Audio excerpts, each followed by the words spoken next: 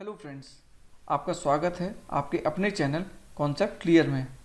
आज हम आपके लिए लेके आए हैं बहुत ही इम्पोर्टेंट टॉपिक जिसका नाम है ब्लैक फंगस, और जिसे हम म्यूकोमाइकोसिस नाम से भी जानते हैं।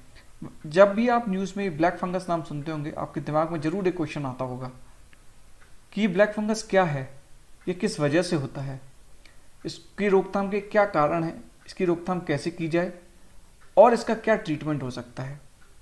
तो आज हम डिस्कस करेंगे इस टॉपिक को एग्जाम पॉइंट ऑफ व्यू से। तो चलिए चलते हैं। तो ब्लैक फंगस किस वजह से होता है? तो उसका कारण है अ ग्रुप ऑफ मोल्ड्स, जिसको हम म्यूकोमाइसिटिस नाम से भी जानते हैं। अब आप सभी के दिमाग में क्वेश्चन आ रहा होगा कि मोल्ड्स क्या है। मोल्ड्स कुछ नहीं, स्मॉल माइक्रोब्स हैं जिनकी वजह से यह म्यूकोमाइकोसिस नाम की बीमारी हमें होती है। तो अब ये ग्रुप ऑफ मोल्ड्स हमारी बॉडी के अंदर जाते कैसे हैं? तो इनके जाने के 3 रास्ते होते हैं। पहला इनहेलेशन की वजह से, दूसरा इनोक्यूलेशन की वजह से, तीसरा इंजेशन की वजह से। इनहेलेशन आप समझते हैं कि रेस्पिरेशन के थ्रू हम सांस लेते हैं, उसके थ्रू। इनोक्यूलेशन लाइक वैक्सीनेशन की ड्यूरेशन में आपने इनोक्यूलेशन शब्द को बहुत बार सुना होगा। Inoculation means injecting something into your body. तो इंजेक्शन के थ्रू अगर हम कोई चीज़ अपने बॉडी के अंदर इंजेक्ट कर रहे हैं तो उसके थ्रू ये जा सकता है। या फिर इंजेशन जो है डाइजेशन से पहले का एक प्रोसेस है। मीन्स जब हम किसी भी चीज़ को अपने मुंह के अंदर लेते हैं, खाना खाते हैं, तो जो फर्स्ट प्रोसेस है सलाइवा के थ्रू जो होता है उसको हम इंजेशन बोलते हैं। तो इन 3 मेथड्स के थ्रू यह जो ग्रुप ऑफ मोल्ड्स है जो हमारी बॉडी के अंदर जा सकते हैं। तो अब आपको चीज़ दिख रही होगी स्पोर्स। ये स्पोर्स क्या है? स्पोर्स क्या है? Spores are the dormant bacterias बोले या फिर फंगई। तब एग्जाम में क्वेश्चन क्या आएगा? म्यूकोमाइकोसिस का होने का कारण क्या है? तो आपको पता होना चाहिए क्या है म्यूकोमाइसिटिस, जो एक ग्रुप ऑफ मोल्ड्स है। ये किस वजह से हो सकता है? होने के मतलब हमारे बॉडी के अंदर म्यूकोमाइसिटिस किस तरीके से पहुंच सकता है? ये 3 तरीके से पहुंच सकता है, इनहेलेशन, इनोक्यूलेशन और इंजेशन की वजह से। और तीसरे पॉइंट में ये क्वेश्चन आ सकता है कि which of the following is not a contagious disease. तो उसके अंदर आप क्या टिक करेंगे? Mucormycosis is not a contagious disease. तो म्यूकोमाइसिस कंटेजियस नहीं है। अब हम समझने की कोशिश करते हैं म्यूकोमाइकोसिस के टाइप्स क्या हैं। यहाँ पर टाइप्स से मतलब है कि म्यूकोमाइकोसिस हमारी बॉडी को किस तरीके से इफेक्ट करता है या किस किस पार्ट्स को इफेक्ट करता है। तो इसमें 3 टाइप के पार्ट्स होते हैं। राइनोसेरेब्रम मीन्स ये हमारे साइनस को और ब्रेन को इफेक्ट कर सकता है। पल्मोनरी मीन्स ये हमारे लंग्स को इफेक्ट कर सकता है। क्यूटेनियस मीन्स ये हमारी स्किन को इफेक्ट कर सकता है। तो आप इस स्लाइड के अंदर आपने क्या 3 चीज पता करी, क्या 3 क्वेश्चंस बने? पहला, उसका रीजन क्या है, किस तरीके से जा सकता है, और ये एक कंटेजियस डिसीज नहीं है। अब हम आगे चलते हैं और ये समझने की कोशिश करते हैं कि कौन कौन से लोग सबसे ज़्यादा वल्नरेबल हैं इस म्यूकोमाइकोसिस और ब्लैक फंगस के लिए। तो इसके लिए ब्लैक फंगस के लिए कौन कौन से लोग सबसे ज़्यादा वल्नरेबल हैं?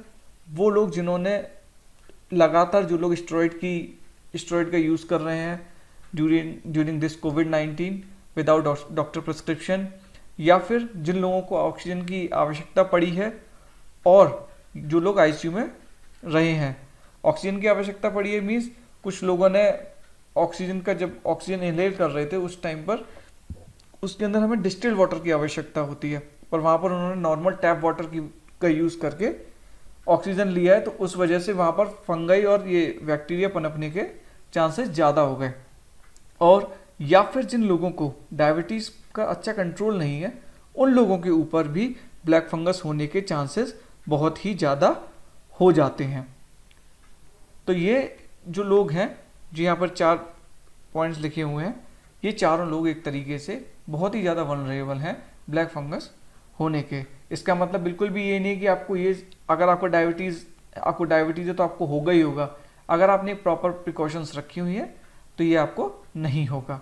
तो हम समझने की कोशिश करते हैं कि इसके क्या क्या सिम्टम्स है या क्या लक्षण एक देखे जाते हैं ब्लैक फंगाई होने वाले पेशेंट के अंदर।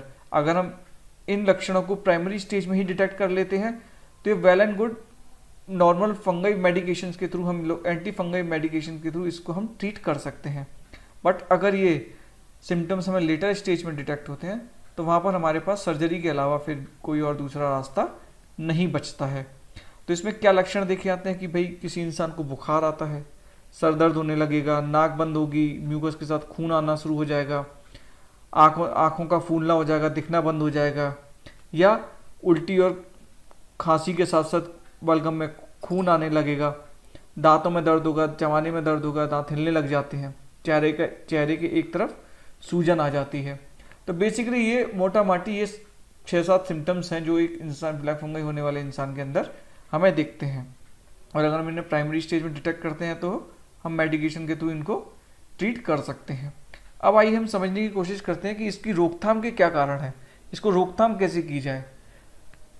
तो इसका रोकथाम के लिए सबसे इम्पॉर्टेंट चीज़ है कि जहाँ पर बैक्टीरिया या फंगस पनपती है, अगर हम उस स्थान पर जाना कम कर दें या उस स्थान पर हम नहीं जाएं तो वहाँ पर हमें इस चीज़ से प्रॉब्लम नहीं होगी। इट मीन्स ऐसे स्थान जहाँ पर लॉट ऑफ डस्ट है, जहाँ पर धूल धक्कड़ ज़्यादा है, या ऐसी बिल्डिंग जहाँ पर वाटर डैमेज कोई बिल्डिंग है, वहाँ पर जाने से बचना है। हमें धूल के आसपास जाने से बचना है। तो ये मेजरली प्रिकॉशंस हैं जो हमें लेनी है ब्लैक फंगाई होने से बचने के लिए। अब अगर किसी इंसान को ये हो गई है तो उसको क्या करना है। सबसे पहले अगर किसी इंसान के अंदर सिम्टम्स दिखते हैं प्राइमरी स्टेज में तो जल्द से जल्द उसको ईएनटी वाले डॉक्टर्स के पास या प्लास्टिक सर्जरी स्पेशलिस्ट के पास ही जाना चाहिए ताकि वो उसका प्रॉपर मेडिकेशंस के थ्रू इलाज कर सकें। इन केस आपको ये लेटर स्टेज में है तो एज पर डॉक्टर प्रिस्क्रिप्शन आप लोग सर्जरी की तरह प्रोसीड कर सकते हैं। अपने आप आपको स्टेरॉइड लेने से बचना है, बिकॉज ये स्टेरॉइड्स आपकी बॉडी के इम्यून सिस्टम को कुछ पॉइंट्स में इम्प्रूव करते हैं, बट आपको कुछ दूसरी बीमारियों से लड़ने के लिए आपकी उस बॉडी के इम्यून सिस्टम को कमज़ोर कर देते हैं। तो आप इसीलिए कोई भी दवाई लेने से पहले डॉक्टर्स का प्रिस्क्रिप्शन और डॉक्टर्स की सलाह बहुत ही ज़्यादा ज़रूरी है। तो अब हम अपने इस पूरे लेक्चर को समाप्त करने से पहले ये चीज़ समझने की कोशिश करते हैं कि हमने इस लेक्चर में क्या क्या सीखा। पहली स्लाइड्स के अंदर हमने 3 क्वेश्चन सीखे कि किस वजह से होता है, ग्रुप ऑफ मोल्ड्स की वजह से होता है। दूसरा, किस तरीके से हमारी बॉडी के अंदर इनहेलेशन, इक्वेलेशन और इंजेक्शन की वजह से जा सकता है। Micro mucosis is not a contagious disease. उसके बाद ये किन लोगों को ज़्यादा होने के चांसेस हैं, वनरेबल ग्रुप कौन कौन से हैं, तो वही डायबिटीज़ पर जिसका नियंत्रण ना हो, जिसका ट्रांसप्लांट की दवा वगैरह चल रही हो। किन किन लोगों को क्या सिम्टम्स हैं, सिम्टम्स में हमने आपको बताने की कोशिश करी कि ये 6 लक्षण उसके हैं जो उसको बेसिकली सिम्टम्स में आते हैं। सो थैंक यू गाइस, मिलते हैं आपके साथ नेक्स्ट लेक्चर में। Thank you.